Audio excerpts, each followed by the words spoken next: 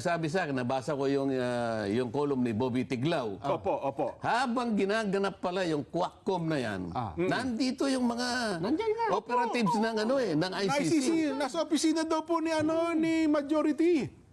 Hindi, sa opisina ni Speaker. Oo. At sila pa nga yung iba raw na nagbibigay ng mga kung paano itatanong. Ngayon, kung nandito sila, Opo. nakita nila, nalantad sa kanila ang kakulangan ng due process at kung tatanggapin nila yung transcript na ginawa, na ngayon pa lang sasabihin ko na mga inutil din sila. Oo. Nako. Paano mo tatanggapin ang isang proseso na walang depensa walang kadepensa, pinagtatanong mo, pero siya wala siyang karapatang magtanong doon sa mga taong nag-a-accuse sa kanya.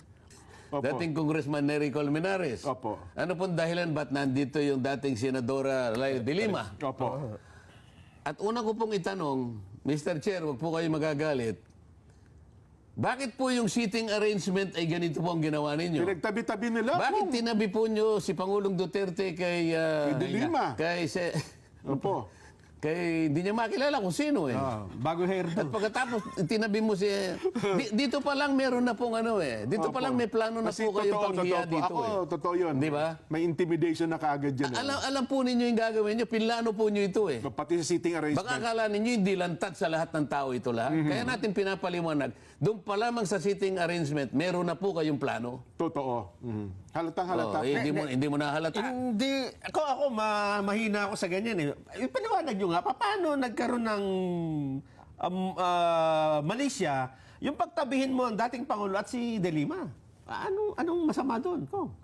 Magkaaway yung dalawa eh. Oo nga. Mortal Sa enemy. totoo lang, sa korte, hindi Magkahiwalay talaga yan. talagang hiwalay yun eh. Kaya nga yung nasa left side yung isa, nasa right side yung isa. Dito pinagtabi mo eh. Totoo. Meron kang plano eh.